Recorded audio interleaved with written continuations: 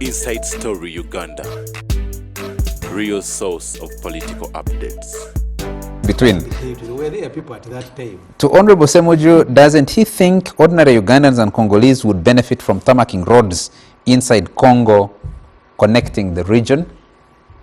That's Kelly Wanda. If we had roads here. And Ambassador Harold Achama says, what is happening in Goma and Eastern DRC is a disgrace, embarrassing and a monumental tragedy for EAC, AU and Africa.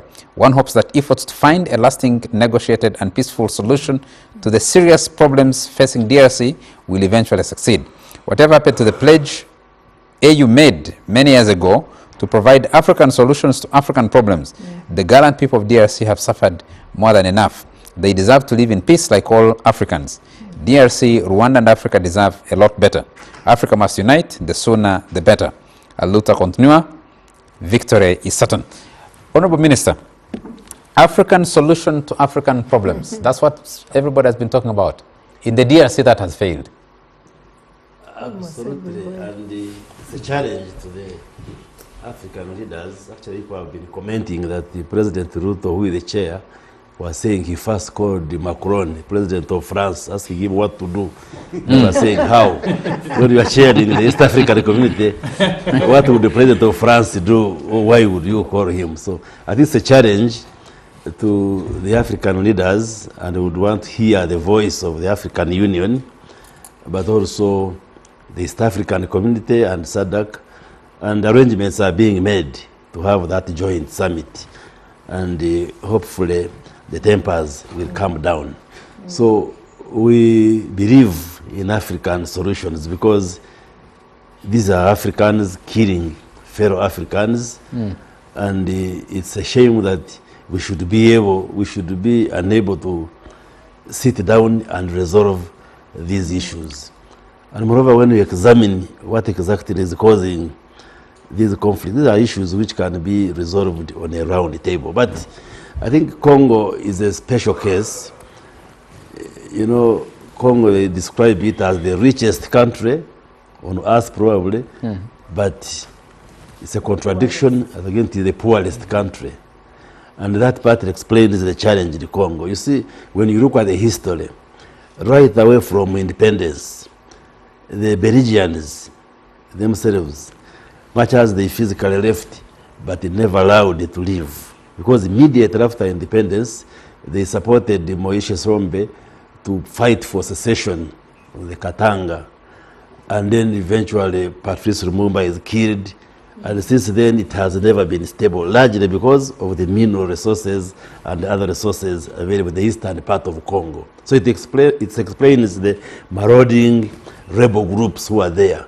You look at ADF, when you check the information, you see the head of ADF himself is a big-time businessman in Eastern DRC. He's not even bothered about fighting in Uganda, but a big-time, this is Musa Baruku from Kasese, a big-time businessman in the minerals, in the timber, and so forth. So the reason why there are these huge, many fighting groups is largely they are looking for minerals and other resources. I think where we are now, it should not be a time for blaming, pointing fingers at Rwanda or at the President Tshisekedi. The leaders should calm down. And who's going to call them to order? The structures are there. If you look at the continental level, you have the African Union, which can call the countries to order. Even as a regional bloc, you have East African community, it has a leadership. You have SADC, and the Congo, I think it also belongs to ECAS, because it belongs to East African community, SADC, and the community for the Central Africa states. But like now the arrangements, so the arrangements now are, because see what has sparked this fight is that the East African standby force was there and had halted M23 from advancing on Goma. And President Tshisekedi expected the force to fight. But they said, no, for us, we are here for peacekeeping. And now he ordered for their withdrawal and now called on SADC to bring the forces. Now the SADC forces came for peace enforcement. They went into offensive operation and they were overrun by M23. That's how Goma fell. So what needs to be done is to now show leadership, like President Ruto as the chairman of East African Community. Like they have chosen to work with the SADC because now both organs are involved. They should sit and be able to bring President Sekedi to order also to be part of the discussions. Can they? And they should, yes, they should. If SADC wants. Yes, they should, because he seems now to have probably respect for SADC than ESC. But once you have a combined assembly, he should be able to be brought to the table. But also they should reign over President Kagame, to tone down. And instead of pointing fingers on who is wrong, who is what, look at the issues. What are the M23 rebel group, what are they raising? The question of national integration, where they are being told you are Rwandese, go back. But the argument is they are citizens of Congo. And I'm sure if they soberly look at this issue, they should be able to come up with a solution and resolve this crisis. Otherwise, a military confrontation doesn't help Rwanda, doesn't help Uganda, doesn't help Congo, doesn't help anybody. It is the ordinary Congolese who are dying, who are getting injured, who are getting displaced, and it should be a shame that we are spending resources buying guns and ammunition just to kill each other.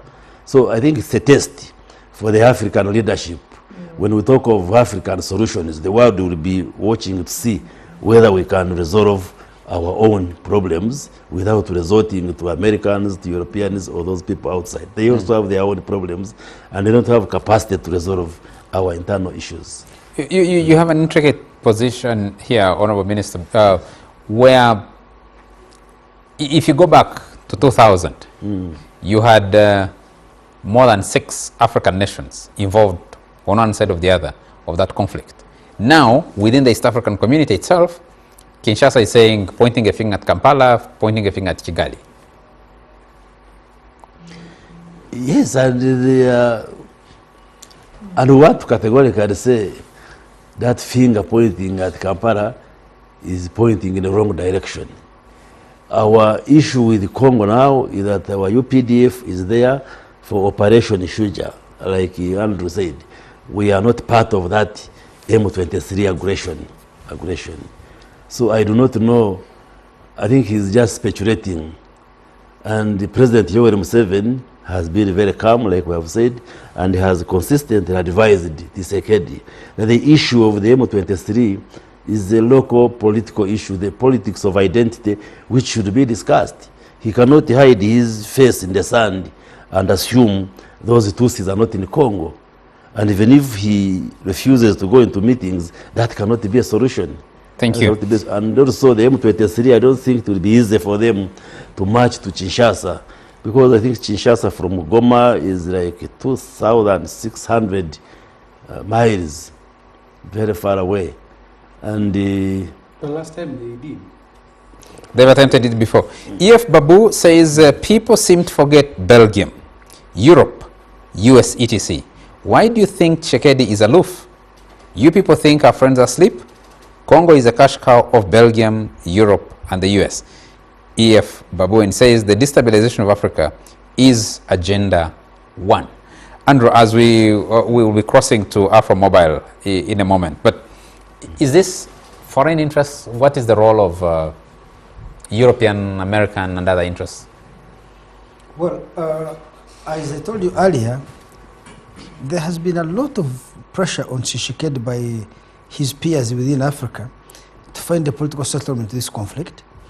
2, we have seen and witnessed that Congo has no military capacity to defeat M23, and its allies, whom it has called upon, whether they're mercenaries from Europe or South Africa and others, have not worked. So the question therefore is, what is it that gives Tshisekedi this sense of impunity, that he can walk away from national and domestic and international agreements when he has no military capacity? I suspect maybe the Americans or other forces in the international community may have. You are the one who speaks Rutoro. In Rutoro, saying, can you translate that into English? aina abantu abakumutere ekitigi.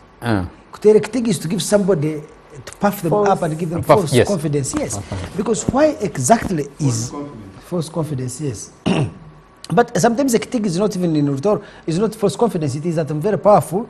I encourage you to exercise impunity, knowing that I will back you up. And I think that could be the issue. But I wanted to come to other things we need to relate to. You know, this Congo problem can also spark off a larger regional conflagration.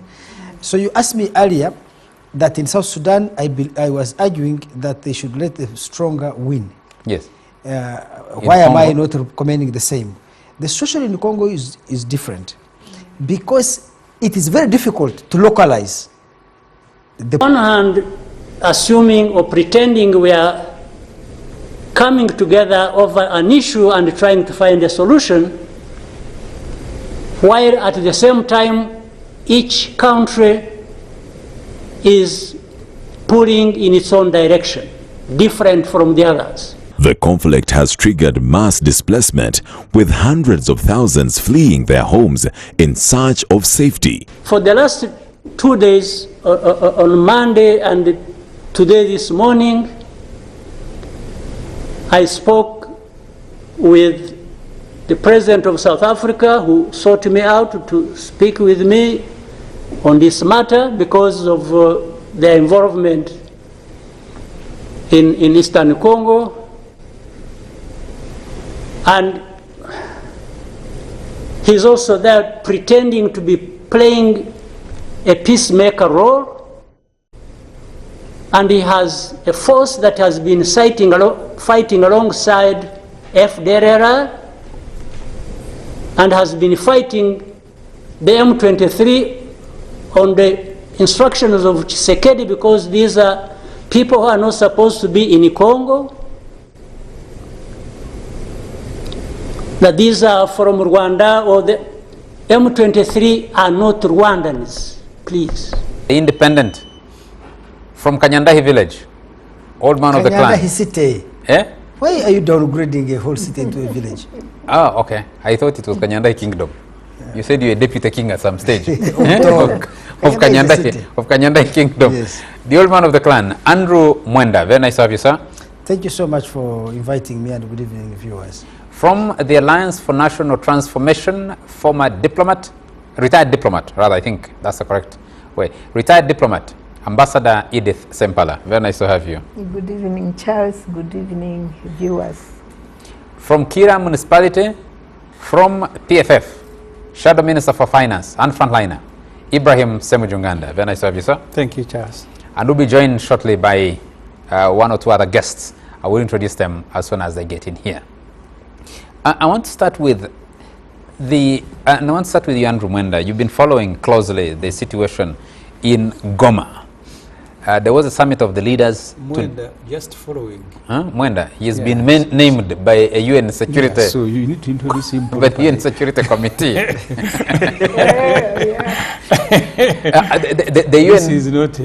The UN believes Mwenda speaks for the M23. Where are your forces? What are they doing now? What's going on in Goma City?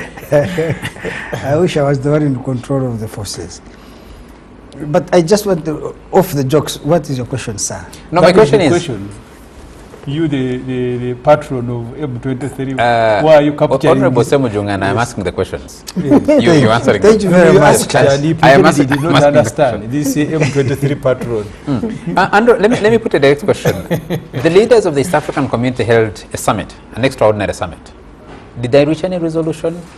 Well, they do not actually reach a resolution because, first of all, the East African community long ago arrived at a resolution. Perhaps to enlighten our listeners, there are a group of Congolese who are of Kinyarwanda culture, and many of them are Tutsis. For so many years, for many decades, the local population in Congo do not agree that these people are indigenous to Congo. Remember that when the Berlin Conference happened in 1884 to partition Africa, Europeans sat on a map in Berlin and saw a river there, a lake, a valley, a mountain, and used it as a demarcation line to create borders of our current states. So the British, the Belgians, and the Germans divided are the ones that created the borders we have today. What you see as the country called Rwanda today is much smaller than the pre-colonial kingdom of Congo. The pre-colonial kingdom of Rwanda? Rather, the pre-colonial kingdom of Rwanda. So you see, Kisoro was part of Rwanda kingdom. If you read the Matthew Chikere's book, he does mention that Kisoro was the head office or the headquarter of the queen mother of the king of Rwanda. And I think his mother comes from there, Kisoro. So part of Eastern DRC, the areas of Masisi, Mulenge Hills and all this were part of Rwanda kingdom, are occupied by people of Kinyarwanda culture, Kinyarwanda language. Now, after independence, the Congolese, like many Ugandans, tended to associate the Banyarwanda of Congo with Rwanda, saying they should go back to Rwanda. But these people cannot go back to Rwanda because they have never been there. The land which they occupy is indigenous to that land. Before you get the history, I appreciate the history. Yes, I appreciate the history. Let's first deal with the current situation in Goma and the broader Eastern Democratic Republic of Congo. Actually, all the way up to Kinshasa now, because there was the banning of the Ugandan embassy there. Two is the rebels in Goma, who now control Goma, are saying they will march on to Kinshasa. So I want to go back to the summit, or the extraordinary summit of the East African. Yes, but that is what the summit was saying. You played President Kagame there, and that's what I'm explaining. He's saying M23 are not Rwandese, they are Congolese. So the government of Congo and some communities in Congo claim that those, the people of Kinyarwanda culture in Congo don't belong to Congo. They should go back to Rwanda. And the war you are seeing in Goma today is a struggle by the M23, especially the Tutsi Congolese in Rwanda, to say, we are demanding the recognition of our citizenship rights as an indigenous community inside DRC. The government of Congo has been allied with the militias called Wazalendo, who grab these people's land, steal their cows, rape their women, kill their children. And therefore, this movement emerged to protect that specific community against a terror orchestrated by the government of Congo directly through its own army and indirectly through its associated and allied militias called Wazalendo. Of course, plus the FDLR, which is a genocidal rebel group fighting Rwanda, but is based in Congo.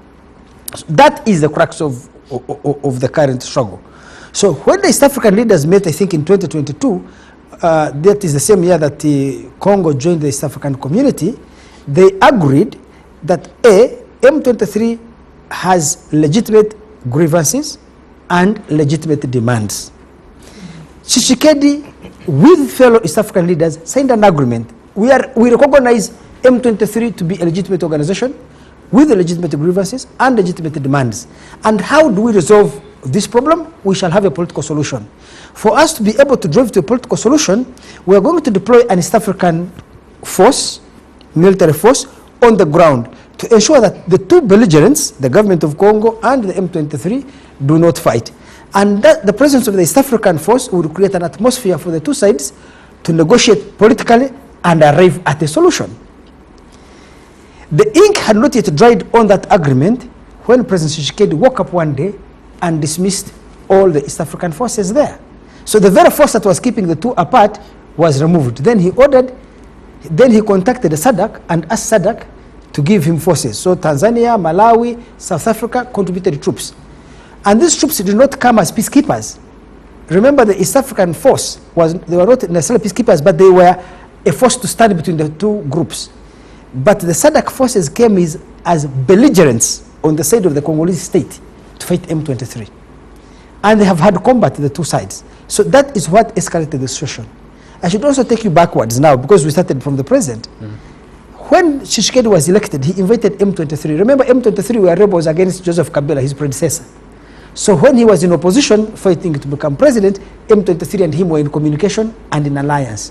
One of the leaders of M23, Kanyuka, is actually a Luba from the same village as Tshisekedi.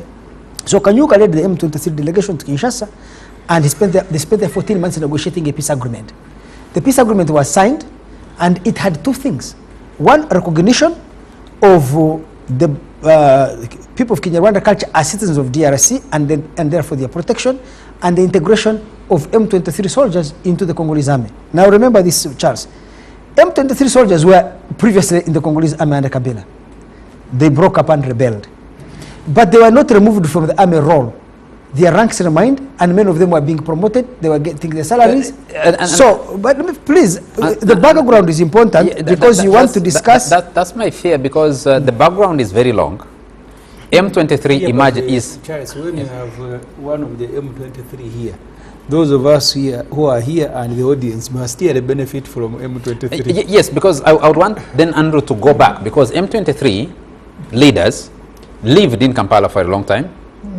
A section of them had been put in Behanga barracks. A section of them were in Kigali, because that March 23rd, where they get their name from, is a long drawn out conflict. Because if you could allow me to give you a background, then you would have your panel discuss this issue in a proper context, and that's what President Kagame, you see in that video, is trying to explain. That you can come and begin doing television sound bites and then do injustice to the listener to understand the context. So M23 negotiated an agreement. This agreement, one of the components was that the M23 soldiers will be integrated into the Congolese army. The M23 assembled at particular point B, surrendered all their weapons to the government of Congo. After surrendering their weapons, the government of Congo was supposed to provide transport to move them to a place called Ba Congo. If you look at the map, Ba Congo is 1,800 kilometers from Goma, on the border with Angola. And they refused. No. Oh no. A series of months passed without any transport being brought to take them away. So one day the Congolese army attacked these disarmed M23 and killed many of them. Those who escaped relaunched this struggle. So the first thing you need to remember is the Congolese government violated its own peace agreement signed with M23. Then the second, the Congolese it violated government under Tshisekedi or under Kabila? Under Tshisekedi. I told you that when Tshisekedi came in, he called the M23 to Kinshasa. They spent there 14 months and they negotiated a peace agreement. That peace agreement had one component where the M23 would be integrated into the Congolese army. They actually assembled at a particular place inside DRC, surrendered all their weapons, and under the terms of the agreement, they were supposed to be transported to Ba Congo, where they would be far away from their ethnic base. For some reason that I cannot up to now understand until somebody talks to Kinshasa and to Tshisekedi, the FADAC, the Congolese army, FADAC, attacked M23, killed many of them. That's how this rebellion resumed. Now remember that M23 had an agreement with Kabila before then, under similar circumstances where they had been integrated into the Congolese army. That's why I'm saying that many of these M23 people you see, they are actually registered officers with the numbers in the Congolese army. They receive salaries, which they don't come to them, of course, the officers in Kinshasa eat them. They have even been receiving promotions because the Congolese army has never removed them from the role. It benefits from them being Yugo soldiers there. So, when the East African leaders are meeting, this is the subject they are facing. One, Kabila had an agreement with these people, he violated them. Tshisekedi had an agreement with these people, he violated them. You can say, okay, that was domestic. But Tshisekedi also had an agreement with the East African leaders to ensure that their peace talks and this peace agreement is implemented. He withdrew from it unilaterally without consulting his peers. Even Kabila had that agreement through what they call the International Conference on the Great Lakes Region, ICGRC. I remember between 2012 and 2015, President Museveni was the chair. Museveni hosted 8 conferences of ICGRC on the issue of M23. An agreement was signed that they should be integrated into the Congolese army. Kabila was, and all East African, all Great Lakes Region countries said each one of them will contribute $20 million to pay for the resettlement of fighters and civilians. Kabila was the first person to pay the money. After Kabila had put $20 million before other countries could put it there, the UN came and said, let us be the ones to fund this process. When the UN intervened, Kabila came and withdrew his money. The thing fell apart. I attended a meeting in Munyagwa there, where President Museveni told Kabila, this was a heads of state meeting, and they allowed other people to attend. And President Museveni told Kabila, these M23 people have come there in Uganda here. They're in a refugee camp in Behanga. In our refugee camps, we don't have a fence around. So I don't have any means of controlling them. If you do not follow what we agreed to integrate them, they will become a future problem. They will come back. And this M23, when the last time they attacked the DRC, they came from Uganda. They were in our camps here, and that's what you are saying. So what is the problem that we are facing? We are facing a problem where the government of Congo in Kinshasa, whether under Kabila and under Tshisekedi, has been unable to live up to its own agreements, whether they are domestic or international, which it has signed with M23 domestically and with the International Conference on the Great Lakes Region, ICGRC, internationally, and with the East African community. Now, Tshisekedi, I think, got convinced that the solution to the problem of M23 would be a military one. I will hire mercenaries from Romania, I will bring the South African army, the Tanzanian army, and they will become my, and then I will ally myself with FDLR and these Wazalendo militias to fight M23. What we are seeing today is the failure of a military solution backed by some members of SADC and also backed by local militias to annihilate Thank you. the Tutsi Congolese. Ambassador Edith Sempala, let me come to you. What does this conflict, this intractable conflict in the Democratic Republic of Congo mean for Africa? Why has it failed resolution? Yeah, I think that it reflects the failure of leadership. Personally, this business of the Berlin demarcation of Africa or the scramble for Africa doesn't even sell, because you have a country like Somalia, which is one tribe, one religion, but they found out that they have different clans, and they have been fighting based on that. So it is a failure of managing diversity, because obviously there is no way, if a country cannot manage its ethnicity, it will continuously have trouble. I mean, we have a country like Tanzania. It is bigger than Uganda. It is bigger than many countries with many diverse ethnicities. But they are stable. They are living in harmony, which I attribute to the leadership of President Nyerere. There's an argument, Ambassador, that the DRC, vastly resourced, especially with mineral resources and other natural resources, has been a playing field for international shady business people. All countries in the world interested in the resources of the Democratic Republic of Congo and wanting to get them on the cheap cannot allow that country to stabilize. And they say that is the reason. And when you saw those videos of the mercenaries, of the alleged mercenaries, that is evidence that the international community, especially the Western, the developed Western world, is actively funding or perpetuating this conflict and doesn't want it resolved. But Charles, it goes back again to leadership. Who invites them? If they don't wish Africa peace, why shouldn't Africans wish peace for themselves? Why do they allow them? Why should a country in Africa invite mercenaries, European mercenaries, to come and kill Africans? They're saying there's no capacity. No, Kinshasa doesn't have capacity to keep them out. Don't you think that even Tanzania would have been destabilized if Nyerere didn't stand his ground?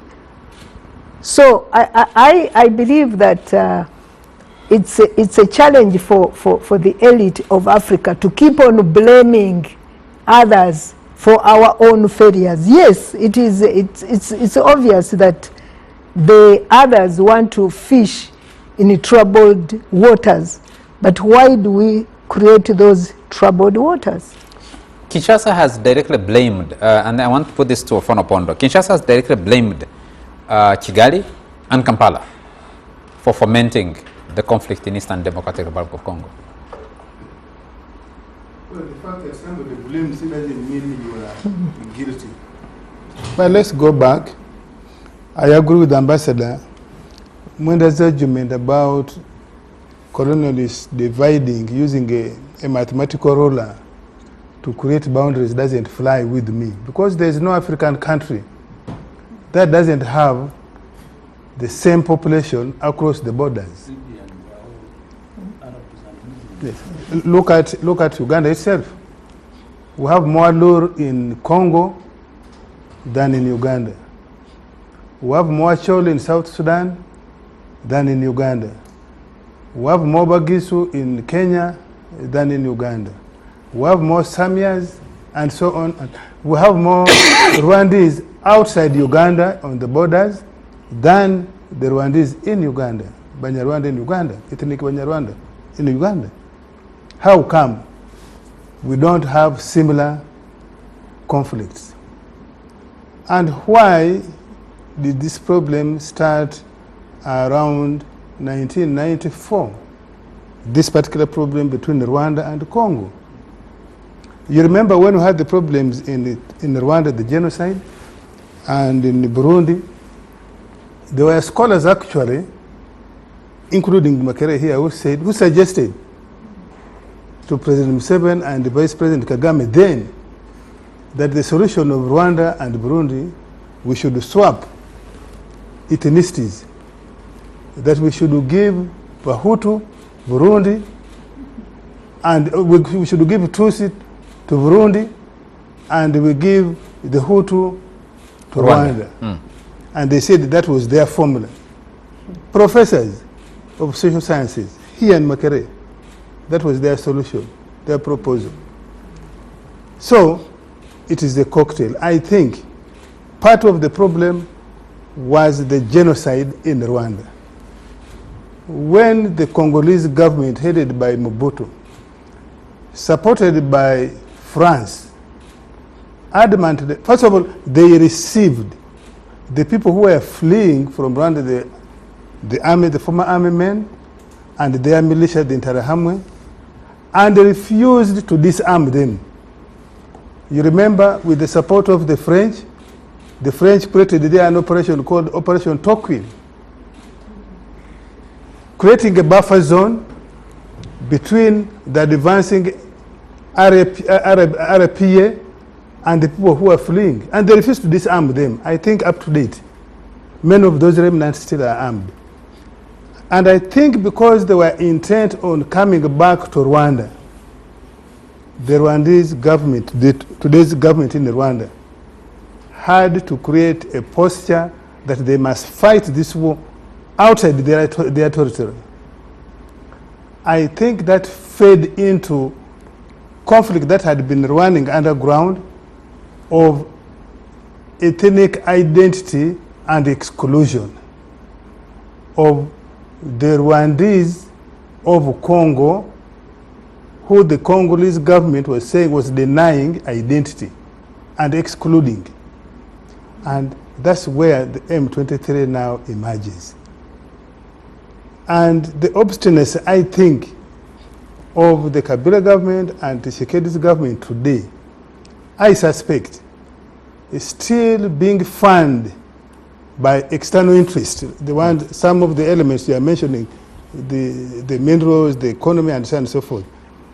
I think they are not willing to agree to a settlement that allows the ethnic Banyarwanda to be admitted, to be recognized as such, as Congolese citizens. I think that's at the bottom, underlying the conflict. And so the conflict will continue. Now that added, President Kagame said, I will not use his words, which he said if you have idiots, and those idiots are in leadership, you have a problem. For me, I would want to say, if you have people in leadership who are superficial, I see, and this is happening, by the way, to the French-speaking African countries. Their leaders seem to think that the white skin is superior. You remember this, the thing of assimilation? the ideology of assimilation, that if you speak French, you're a Frenchman. Added to the color, the brown color is, the white color is superior. And I think the leaders of many of these countries still think that. And therefore, are you being fair to them when those in West Africa have been leading the resistance against? Well, against but they are leading superficially also. That's why you see they are not moving forward. I think they are playing to the gallery. Those new groups in West Africa, they are playing to the gallery, that nobody will discover them soon. So I think that has blind shielded the leadership in Congo to face the problem in reality. The same thing that Habyarimana tried to do. You remember Habyarimana said these Kagame that Rwanda was too small for the Tutsi who had fled as refugees into Tanzania, into Uganda. That was what Habyarimana said, that Rwanda was too small for these people to go back. Now they went back, and Rwanda is accommodating many more people than what Habyarimana was dealing with. Double the population. Thank you. So this conflict we have today, until the leadership, primarily of Congo, accept to deal. I mean, you are just talking about mercenaries. In today's world, when Americans were chased from Afghanistan, for somebody to go and look for 200 mercenaries, or even if there were 1,000, to come and protect the territorial integrity of Congo, you must be a joker. And if you're in the leadership, I agree with President Kagame, if you're an idiot and you're in the leadership, there's a problem in that country. Honorable Semu Junganda, what does this mean for the East African community? You have your newest member, the Democratic Republic of Congo, accusing some of the oldest members, Kampala and Kigali, of fanning, and fighting alongside the M23 to destabilize it. With the exchange that you saw from President Kagame, mentioning President Etienne Tshisekedi. And the gestures, I'm sorry to interrupt. I want to correct the impression you made that Uganda harbored M23 in the camps in Uganda. Actually, when they raided Goma, the argument was when they were defeated there, they ran back to Uganda, Uganda disarmed them. And we took them to Bihanga. It was not a camp, we called it a cantonment. And when the deal fell through, these people had to scatter. And the president had warned them. I was in a meeting with the president when he met Kabila in 2016, I think it was August, in Mweya. And he warned him, he said, if you don't quicken the process of integrating the combatants who are willing to go back into the army and the ones who want to retire, and was giving him our own experience here. We said, these people, we shall not be able to contain them in Bihanga for a long time. Thank you. Thank you for that. I did cover the peace talks between Kinshasa under Kabila and the M23 at Munyonyo, when the leaders of the M23 were staying in Bugolobi here. And I did a number of interviews with the president of M23, Bertrand Bisimwa, several times. But let's move to the East African community. What does this mean? Can this community hold together? Does it have the capacity to deal with this crisis, given what you saw, the exchanges between Kinshasa and especially President Etienne Tshisekedi and President Paul Kagame? Is the East African community there? You were playing in the East African community games. That's where you were. So in which games were you participating if it's not there? That's where it stops. I have been in Tanzania. The ruling party does not believe in it. The opposition in Tanzania doesn't believe in it. That's why they belong to SADC and the East African community. I have listened to both Ofono-Opondo, who Ofono-Opondo represents the view of Uganda, which is also accused. Andrew Mwenda represents the view of M23, who is also are chosen. You see, 98, Uganda and Rwanda went to Congo with a solution. They ended up fighting there themselves. Rwanda killed nearly a whole battalion of Ugandan soldiers, nearly 700. I don't know, I don't have the knowledge whether that is part of the foundation why our relationship with Rwanda have failed to stabilize. Because we are also pretending. You are choosing the others of being idiots. But Uganda and Rwanda are also pretending. He said superficial. Superficial. You know, he concluded by saying he agrees with Kagame.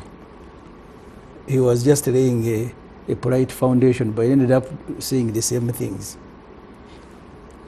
And it is wrong to continue blaming colonialists. The African Union, from the Organization of African Unity, why didn't we redraw the borders? We begin surrendering territory that belongs to Kenya, we go and pick ours in Sudan and so on and so forth.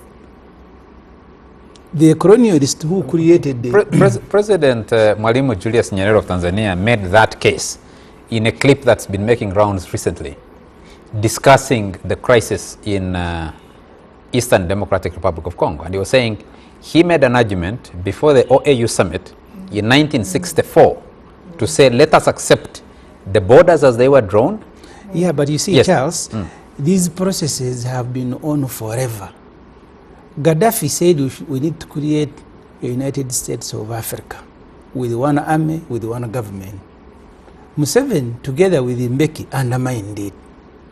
And Museveni spoke proudly about it. He said we need to start with smaller blocks. You remember the problem he had with Gaddafi towards the end. One time, Museveni sending Mama Mbabazi and Kutesa to go and pick money from Gaddafi, and Gaddafi chasing them. So the African leaders, the idiots and the smarter ones, are all pretenders.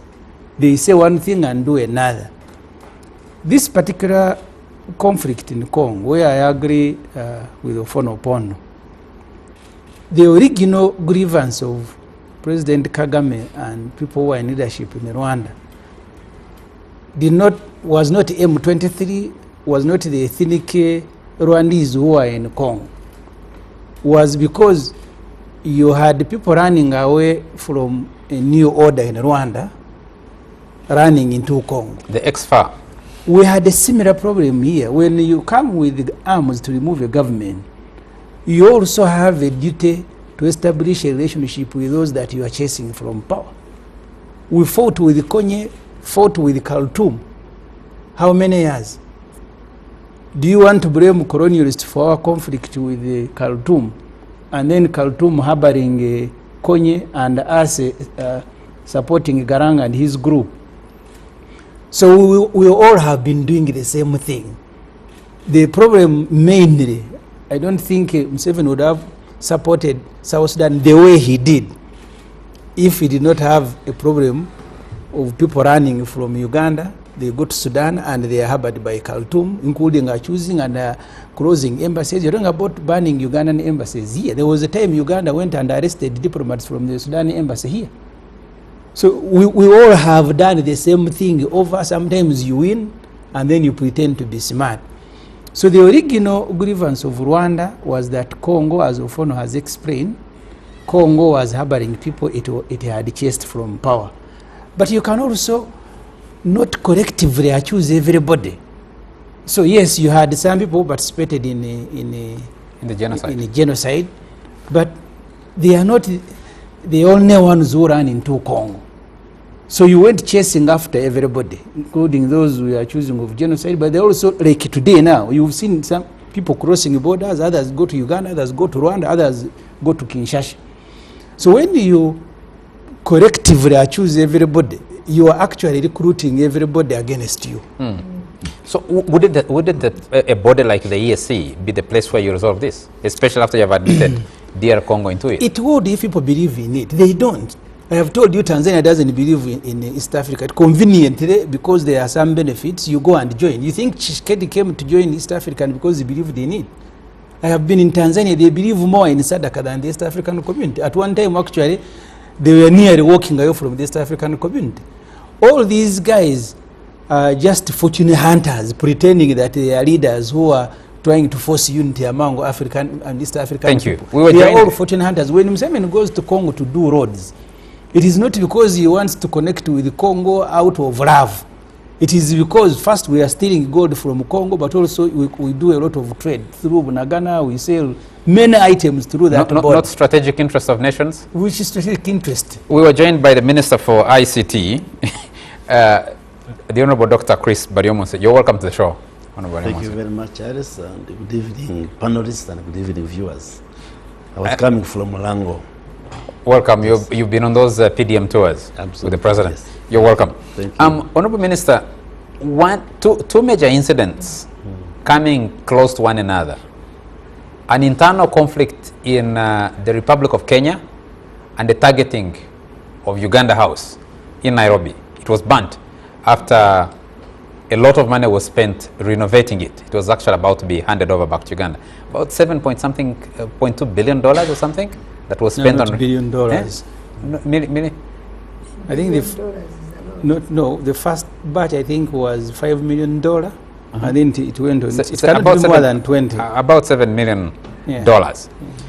A conflict in Goma Falls to rebel forces and Congolese in Kinshasa target the Ugandan embassy. What has gone wrong with our diplomacy? Well, thank you very much. It speaks to the dynamics in the geopolitics. And both in Nairobi and Kinshasa, we are basically looking at the rioting or demonstrating citizens, especially young people, who may have issues and can ban anything they come across. Because, like in Nairobi, we're basically not part of it. Their own internal problems, but probably they have some perceptions about Uganda because President Ruto is very close to President Yoweri Museveni. And in Nairobi, they were basically opposing some of the policies, especially the Budget Act introduced by President Ruto's government. So they saw President Ruto as a close ally of Uganda and President Museveni, and maybe that's why they chose to torch and damage the building.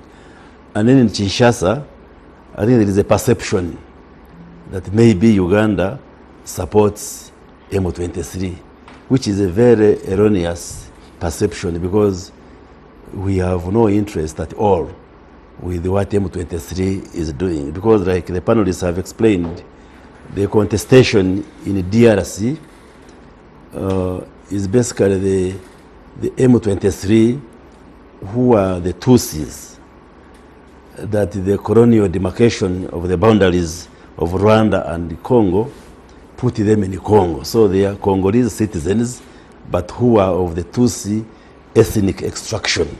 The way we have these ethnic groups everywhere in Africa. So the leadership in Kinshasa thinks those are Rwandese who should go back. Then the leadership in Rwanda thinks that the Congolese government supports the Hutu militias who ran away from the genocide and are in Congo, in Eastern Congo. And we know that Eastern Congo has never been peaceful since 1960 when Congo became independent. Actually, some estimates put the rebel groups that are marauding all over Eastern Congo to about 120 groups, armed groups, including ADF, which we all know. So there has been that situation. Why? Partly because of the natural resources which are there, the minerals which are there.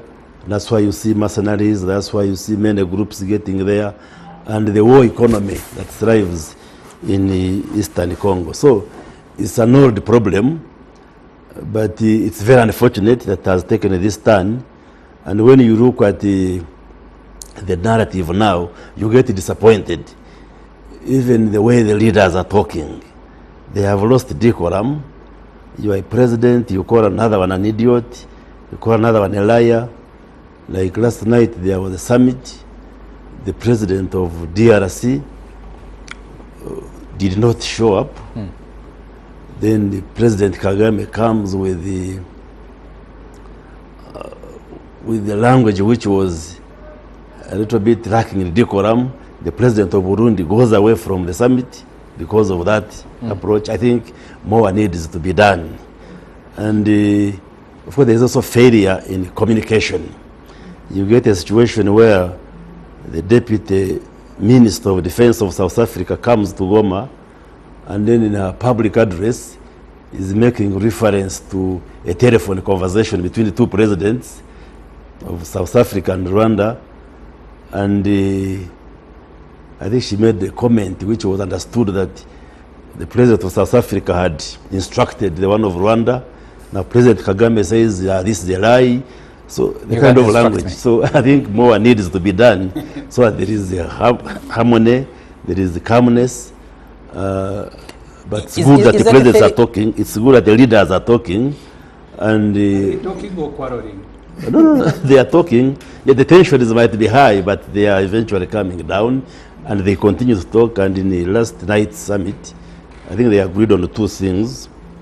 One, I think they appointed two amongst themselves to speak to the president of DRC and calm him down and persuade him to be part of this discussion, because you can't run away from an issue which is affecting your country.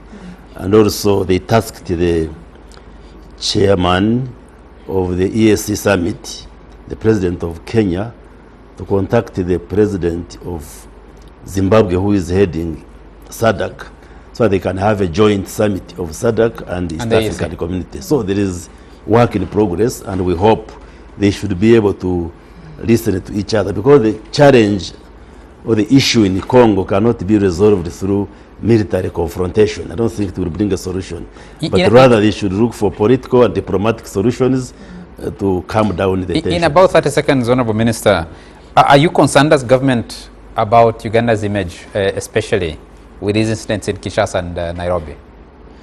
Yes, definitely we are concerned, because like I have said, by the time Congolese in Kinshasa go to ban an embassy, it means they have a feeling that we are letting down Congo, that maybe we are the ones behind empowering M23 to take over Goma and advance, whereas not. And like I have said, the government of Uganda is not part of that conflict.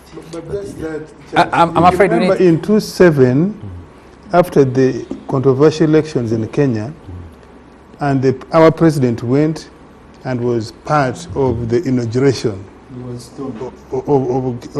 But there is a large coalition of other Congolese political forces that came together with M23, and they launched both a political and military coalition, which is multi-ethnic, that is fighting the government of DRC. So although the primary grievance was the fate of the Tutsi community in Congo, the current struggle involves broader issues of governance in DRC. Yes. So, but I just want us to understand where the problem is and where the solution could be. The biggest problem in the DRC is a problem of governance in the country. There is a speech given by Julius Nyerere, which is circulating online, and Nyerere makes his point. He gives his speech in 1996. Nyerere says that the problem of the Banyamulenge did not start yesterday, and it is a symptom of the wider governance crisis in the DRC. First, I want you guys to know that for most of the DRC, especially in the eastern region, you have an absentee state. But because of the terrain there and thick forests, it means that all sorts of groups can hide in the forests, exploit easy access to minerals, and therefore be able to raise resources to fight whoever they are fighting. Take the example of Uganda. Uganda has a problem with ADF there. Uganda has a problem of ADF. Burundi also has a problem. There is a rebel group that was hostile to Burundi inside DRC. So 2020, President Kagame approached Tshisekedi and told him, said, Felix, we, your neighbors, at that time Rwanda and Congo were trying to build a good relationship. We, your neighbors, have a problem. For us as Rwanda, we have M23 as a rebel group on your territory.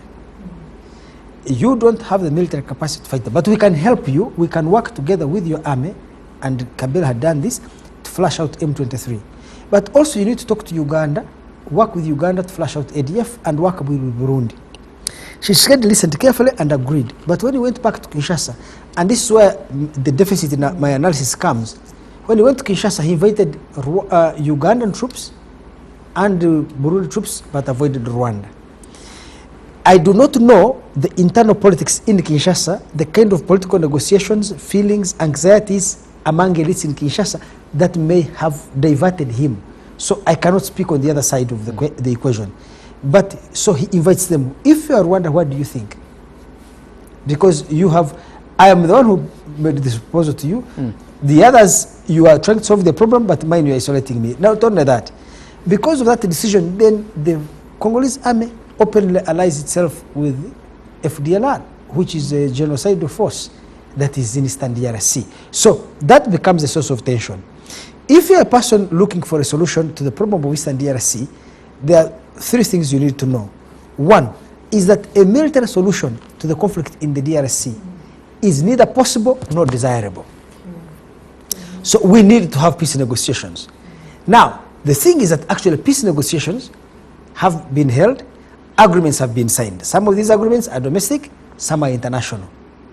In each of these cases, the person who has breached, violated, or walked away out of these agreements without explanation, without justification, without even consulting their peers, is the government of Congo. I give you an example of the East African Community stand by force. Tshisekedi signed this agreement. One day he chased away the East African force. He never invited other East African leaders to say, look guys, because of reason A, B, C, D, I have decided to withdraw. So East African leaders were in confusion. But even I felt another problem. If you have, if you are leaders, you met together to solve a problem, and you signed, and one of your peers who signed this agreement walks away unilaterally without justification but without explanation, why can't you call another conference and bring him in? Of course, they never called that conference. So the conference was called today when the situation has escalated. But he boycotted the East African conference himself. Last week on Monday, I was in Kigali. I had a conversation with President Kagame, and part of the discussion I was having with him is how do we try to resolve this M23 Congo problem? Because us as Uganda also have anxieties about the issue. President Kagame gave me assurances. He said, look, I am, you can go and inform Uganda, I am ready. Anytime President Tshisekedi calls me, I will take his call, I'll have a discussion with him. I'm not going to pick my phone to call him. And he knows why. But if he calls me, I'm open and willing to talk to him. And let me tell you, President Kagame and the government of Rwanda are a strategic partner in any process of solving the problem in Eastern DRC. Rwanda and Kagame, Rwanda as a state and Kagame as a president, they're an important instrument in the orchestra for peace in Eastern DRC. So if you're the president of Congo and you take this belligerent stance where you disregard the decisions of the ICGRC, you disregard the decisions of the South African community, you disregard the decisions of the Luanda process, I should tell you President Lourenco of Angola is frustrated with Tshisekedi. President Museveni on Monday, today is Thursday, President Museveni had a meeting with the British High Commissioner and the American Ambassador. And Museveni told them, I have personally spoken to Tshisekedi, not once, not twice, not 3 times, many times, and I have told him, a military solution is not possible. You need to talk to M23. 2, President Museveni told his diplomats, the problem of M23 is also a problem of citizenship. These are citizens of Congo. You cannot, as a state, declare these people stateless and think that such a decision will be acceptable to the region, the international community, with even the affected people. President Ruto had a similar meeting with the Western ambassadors in Nairobi on Monday, stated exactly the same position. President Lourenco has briefed the Americans, the British, and the French on a similar position, that President Felix Tshisekedi is belligerent. It is difficult for me to know why. Yes. Please hold on a second, because I'm trying to explain to you how these other regional leaders, I'm giving you information. I don't know why you're not interested in it.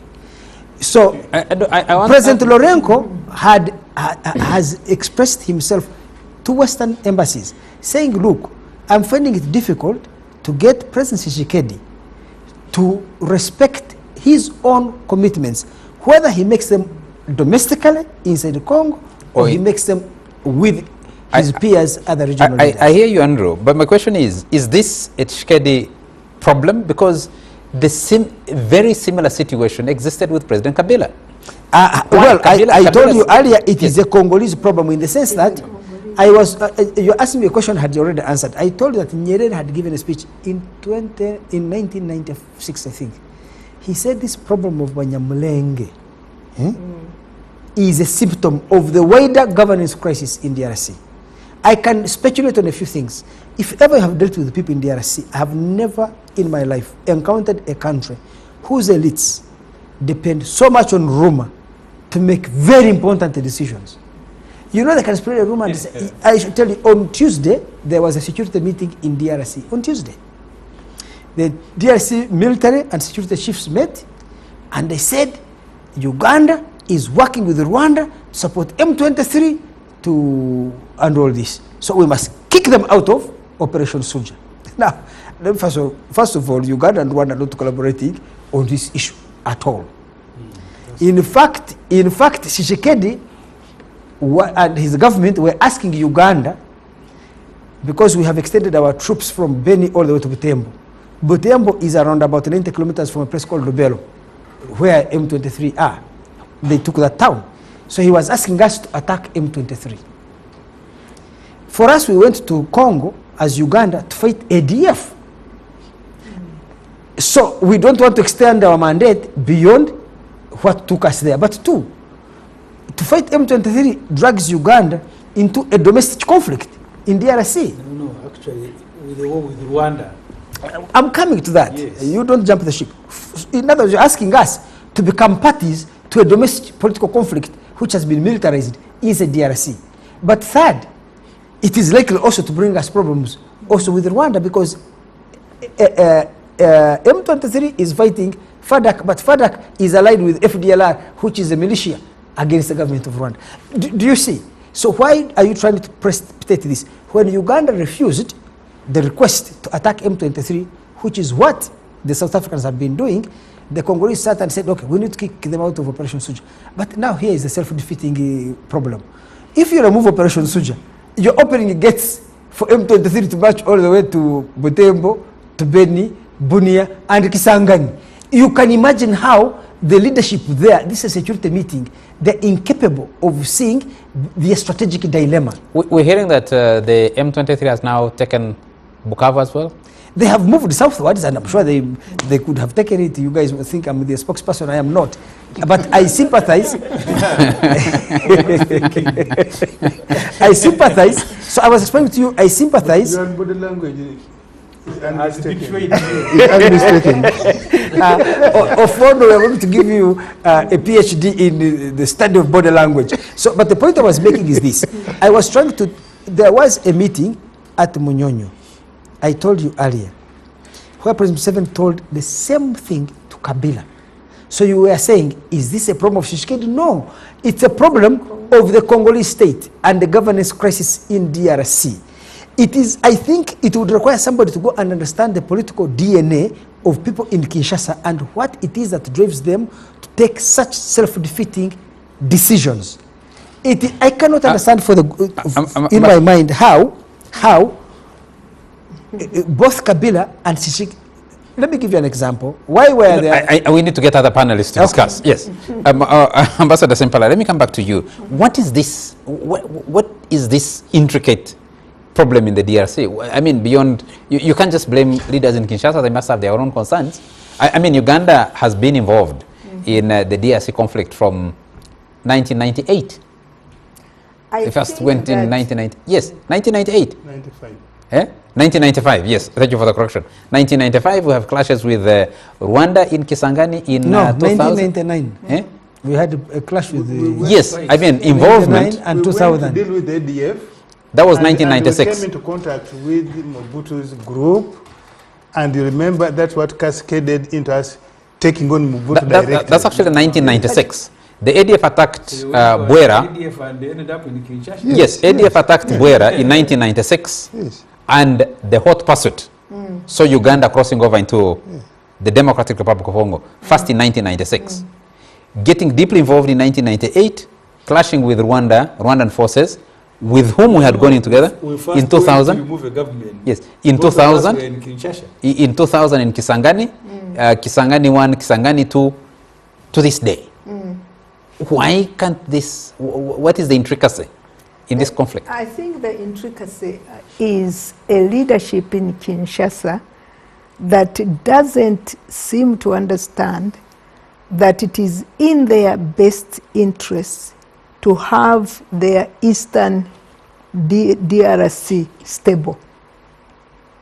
So they invite mercenaries, they invite all sorts of people, and then of course it creates a security problem in that region which affects the neighbors in that region, namely Uganda and Rwanda.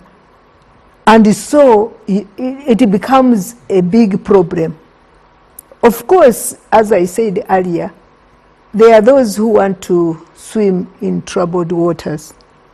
But DRC, the leadership in DRC is causing that, that troubled waters which others are swimming in.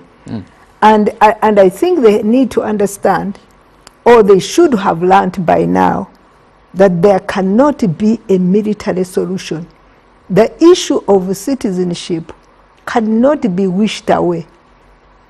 Because, those who say that if you redrew the borders and then, you don't have these Banyamulengers in DRC, but you would have to cut them off with their land. You can't just chase them away. And if you did that, unless you developed better leadership positions, you would still have the same problems like other countries have. I think Tshisekedi needs to understand, or President Tshisekedi, I shouldn't use this, yes. And diplomatic language. Yes, should actually appreciate the fact that he needs to address the root causes of his problems, and it would be beneficial for him because Eastern DRC is extremely rich, but he is not able to control it unless he is able to resolve the security problem in Eastern DRC. Is the DRC a victim of its wealth? Well, no, it is not a victim. They are the ones who have caused it to be a victim. It shouldn't be a victim. There are many other countries that are wealthy, but they are managing their resources well. They are managing first of all, you have to manage the people. Your first resource is people. Once you manage your first resource, which is your citizens, then naturally you will be able to exploit your own natural resources better. What is the value of bodies like the EAC, SADC, AU? Why are they absent from this conflict? Why are they unable to help resolve it? Which conflict have they ever resolved? Exactly. I think they are becoming challenges because, first of all, SADC should be able to do that. But when they got in, they became party to the problem, and therefore they cannot resolve. And obviously, the African Union is a member state organization. So, the challenges you see in the different African countries is also reflected in the African Union. But I believe that actually if African Union stood its ground, especially the African Union Commission, can actually mediate that problem. That problem is not really a very complex problem. Honorable Semujo, you saw the language that President Paul Kagame used in reference to his colleagues, the South African President Cyril Ramaphosa and his Congolese counterpart, Etienne Tshisekedi. Are these guys who can sit and have a discussion, you think? And actually They can. Rwanda, Lorenco. Yes, Lorenco. On the tree. And Burundi. I'm just imagining where President William Ruto found himself. I mean, managing such a discussion. Can you get these guys to have a discussion? The relationship between these regional leaders has been problematic. Rwanda almost has no relationship with Burundi. Rwanda has no relationship with Congo. The relationship between Rwanda and Uganda, I think, is being rehabilitated by the Mwenda group, but they haven't succeeded. Uganda Airline doesn't fly to Rwanda, except when it is carrying Mwenda. And they pretend, yes, and they pretend that we are doing business, we are okay. Let me tell you, recently I was speaking to some EPDF officers. So what are you saying? Are you saying Rwanda is a common denominator? And the EPDF officers told me the resurgence of M23 at the time it happened, that actually was because Rwanda was not comfortable with the relationship Museveni was building with Tshisekedi, including doing roads and the trade. I am telling you. And then they were actually accusing Rwanda of arming ADF. That's why I said the pretense is too much. They said Rwanda is arming ADF. They are destabilizing Bunagana because we are constructing roads to do trade with Rwanda, with Congo.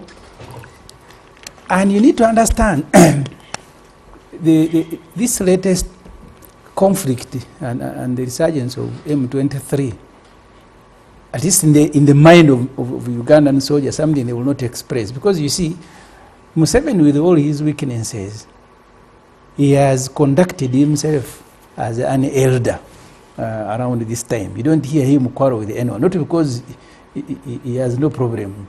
I think he chooses to work more through the Mwendas and others. But Rwanda, I think, felt isolated. The point Mwenda made earlier, that Tshisekedi was allowing Burundi to come in and also allowing Uganda. You then ask yourself, because you can blame Tshisekedi, how comes he has left Uganda to stay there, even when the parliament of DRC took a decision that Uganda should go away after Muhoozi's tweets. Tshisekedi didn't agree with the parliament. So he has in a way allowed Uganda to operate in Congo. So we need to find out why Rwanda, why not Uganda and Burundi. So because now you hear that Rwanda has more than 4,000 soldiers who are helping M23, who are walking behind them. So the three issues I have been following, the people who are now, I don't want to collectively characterize everybody as genocide, as Mwenda is doing. But the Hutus who went there, including those who are armed, have remained a constant. And then the issues of ethnicity, and then the issues of exploiting Congo. I don't think both Uganda and Rwanda at this stage and in the future that they are going to tame their appetite for Congolese wealth. Our own shilling here is stabilized by gold stolen in Congo. That's why the shilling is a bit stable.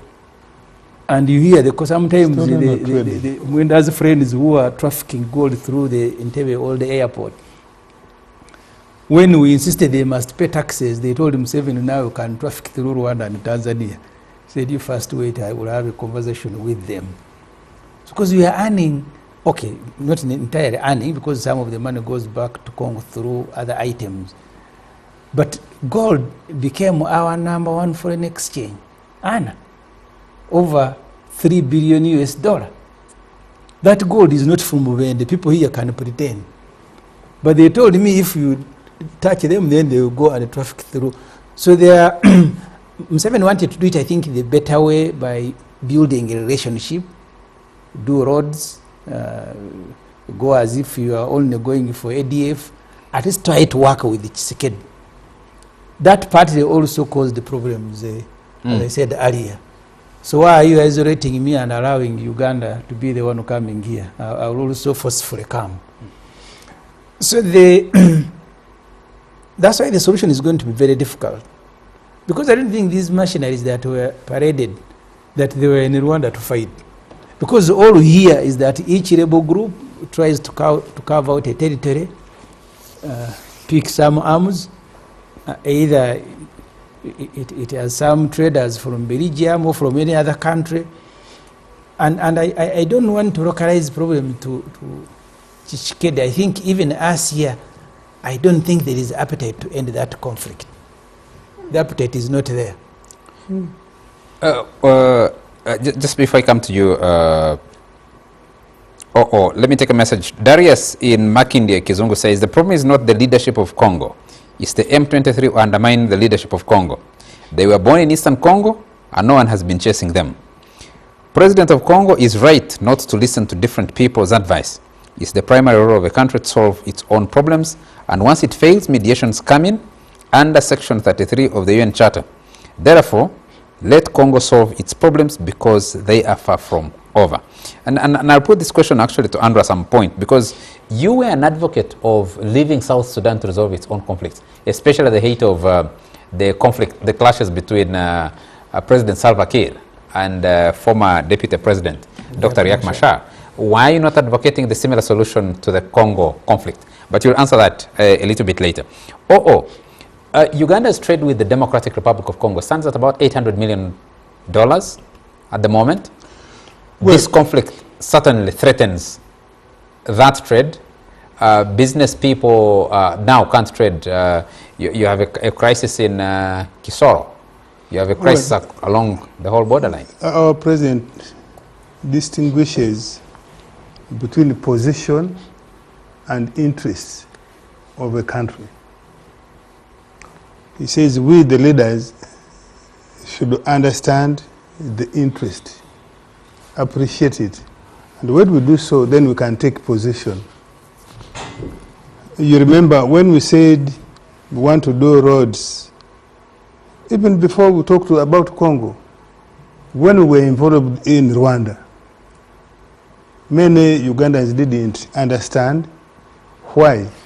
Because they said we must have better governance in Rwanda. We are happy today Rwanda is better governed. And because of that, we are having mutual benefits, Uganda and Rwanda. We had issues with South Sudan, including the 2013, 2015. Many people didn't understand. You remember Riek Machar accusing us, calling our president all sorts of names. Now, eventually, he understood his interests and he took a position. And I'm sure you know that we have cordial relations with Riek Machar, and South Sudan is stabilizing, albeit slowly. And because of that, our interests are getting entrenched and better in South Sudan because we are now having formal trade and we are earning from that trade as Uganda. The result of which the balance of trade between Uganda and the respective countries of East Africa is getting better. When we started doing roads, our members of parliament, particularly in the opposition, superficial as they usually are, didn't appreciate. And so our interest does not allow, the interest of Uganda, which we have identified, does not allow us to take positions that are injurious to the strategic interests of Uganda. And so that's why our president, I'm very happy that today Honorable Semuju has appreciated President Museveni's strategic patience. That even when others are shouting, he has been actually for the last 4 years or 5. You remember when Rwanda closed the borders and kept shifting position why they had closed the borders? They said they were doing the border post, then this, then that. For 3 years, the president of Uganda did not talk publicly. He then instructed all of us, the spokespeople, not to speak publicly about Rwanda's grievances. And quietly, those matters were resolved. Honorable Semuju says they haven't. I think the situation is much better today than 3 years ago. And so, Honorable Semuju, but for me, I wanted to answer, to respond to the question where you said, is there a possibility that M23 can march on to Kinshasa? Probably, yes, if they have capacity. They can, of course, continuously build that capacity and reach there. RPA and RPF did not reach. It took them 4 years to reach that short distance of Kigali from our border. When the war in South Sudan started in 1955, the first Anyanya, the second Anyanya, the intention was not to carve out a country. Actually, the position of Dr. John Garang was not to split Sudan into two. His position was we must remove religion out of politics. For him, he wanted the whole of Sudan. But when it became inevitable, they chose to have a different country. Probably M23 may discover that even if they have appetite for Kinshasa, I don't think the alliance they are creating will hold, knowing what Mwenda himself has admitted on this show. We had those alliances before, when we were dealing with Mobutu, when we were dealing with the Kabila one, it did not stick. I doubt that this alliance made of militias, militias motivated by quick economic gain through trade and so on and so forth, carving out territory for mining, can hold. Probably when they discover that they cannot, and even if they, yes, you can march up to Kinshasa, but can you hold it? Probably at that point they can say no, maybe just having some Kivu provinces are sufficient for us to create a territory and announce like what has happened in Somaliland. Probably they can take that route, which is a dangerous, when we want to build one East Africa, we want to build one Africa and so on. It's not the best, but when it becomes inevitable, you never know, maybe they can choose to do so. My hope and our hope, especially as the government of Uganda, is that what Honorable Banimusi said, even when leaders are shouting with each other and leaking their video calls, I want to believe that in the night, in the day, they are making telephone calls, they are sending errands, physical people moving, and eventually President Tshisekedi, President Kagame, the bus stop will come down, and we shall be able to see, maybe in a month or two, or even a year. We don't have to rush. Our president is very patient. It takes nothing in a rush. Thank you. It can take two years, but I hope that we shall be